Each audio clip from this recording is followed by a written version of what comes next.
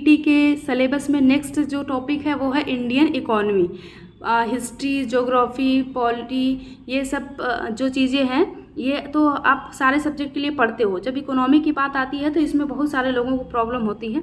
Economy जल्दी लोग नहीं पढ़ना चाहते, उनको समझ नहीं आती है, तो इस वजह से इस वाले सेक्शन को भी पढ़ लेंगे। 5 मार्क्स यहाँ से भी गेन होंगे, तो आप इसको छोड़ नहीं सकते। लेकिन इतना बहुत ज़्यादा हार्ड नहीं है, बहुत ऊपर ऊपर से प्रश्न पूछे हुए हैं, तो इसलिए ऊपर ऊपर से हम जितने टॉपिक हैं आपको सारे कंटेंट उस टॉपिक के डिलीवर कर देंगे, केवल कंटेंट, फैक्ट, ठीक है। टेंशन मत लेना। पहले सिलेबस देख लो। भारतीय अर्थव्यवस्था 1947 टू 1991 तक, यानी 1947 आज़ादी के बाद से लेके 1991 तक पहले इकोनॉमी आपका एक पूरा ये टाइम पीरियड है जो इकोनॉमी एक तरफ से चलती है कि यहाँ का जो डेवलपमेंट होता है, जो इकोनॉमिकल स्ट्रक्चर होता है वो कैसा होता है, और आफ्टर 1991 के बाद जो डेवलपमेंट का इंडियन इकोनॉमी का स्ट्रक्चर होता है वो कैसा होता है, इस पे फोकस है। तो इसमें पहला टॉपिक पढ़ना है योजना आयोग तथा पंचवर्षीय योजनाएं। योजना आयोग की जगह अभी नीति आयोग आ गया है, तो योजना आयोग बस कब बना था ये याद रखना है। उसका हेड कौन होता है, प्राइम मिनिस्टर, ये तो सबको पता है। उसके बाद सारी चीज़ें किसके बारे में पढ़नी है, नीति आयोग के बारे में। नेक्स्ट पंचवर्षीय योजना। पंचवर्षीय योजना में आपको ये ध्यान देना है कि किस योजना का टाइम पीरियड कब से कब तक था और उसके थीम क्या थे और उसमें किस में फोकस किया गया। जैसे फर्स्ट 5 ईयर प्लान है, उसमें एग्रीकल्चर पे फोकस किया गया। सेकंड 5 ईयर प्लान है तो उस पर इंडस्ट्री पे फोकस किया गया। तो ऐसे आपको थीम पता होनी चाहिए। नेक्स्ट है मिक्स्ड इकोनॉमी, मिश्रित अर्थव्यवस्था का विकास, निजी एवं सार्वजनिक क्षेत्र। मिक्स्ड इकोनॉमी का मतलब जहाँ पे थोड़ी से जो फीचर्स हैं वो कैपिटल इकोनॉमी के हैं और जो थोड़े फीचर्स हैं वो सोशल इकोनॉमी के, सोशलिस्ट इकोनॉमी के हैं। दोनों के मिक्स्ड है, इस वजह से मिक्स्ड इकोनॉमी है वो इंडिया में है। तो यहाँ पे जो प्राइवेट सेक्टर है वो कैपिटल सेक्टर, जो कैपिटल इकोनॉमी है उसमें प्राइवेट सेक्टर का हाथ होता है, और जो सोशलिस्ट इकोनॉमी है उसमें गवर्नमेंट यानी कि पब्लिक का हाथ होता है, इसलिए सार्वजनिक क्षेत्र।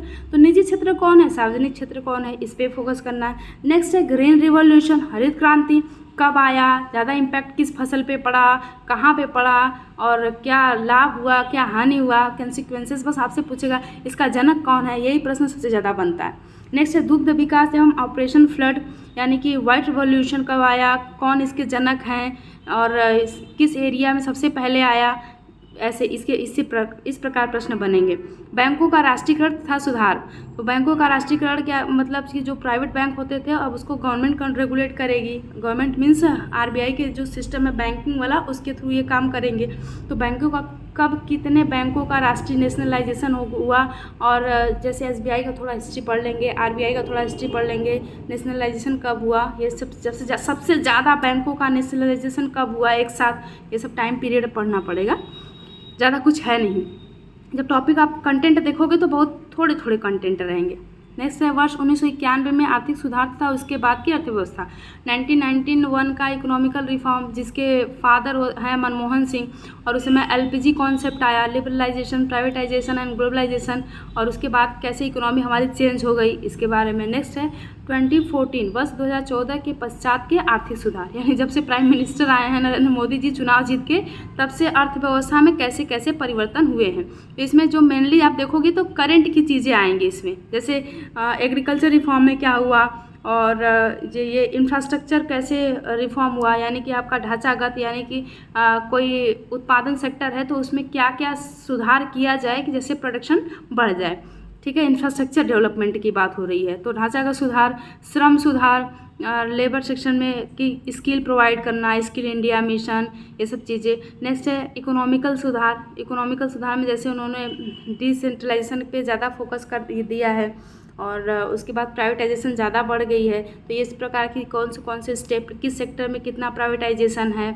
और बैंकिंग में कितना है, डिफेंस में कितना है, ये सब चीज़ें। जीएसटी और गुड्स एंड सर्विस टैक्स, केवल इतना टॉपिक पढ़ोगे तो 5 नंबर गेन कर लोगे। और ये ऊपर जीएसटी कब आया और कितने रेट हैं, ये सब जीएसटी काउंसिल में कितने मेंबर्स होते हैं, मीटिंग में निर्णय कैसे ली जाती है, कैसे निर्णय प्रभावित होते हैं, बस फैक्ट के बेस पे आपको पढ़ने हैं। ओके।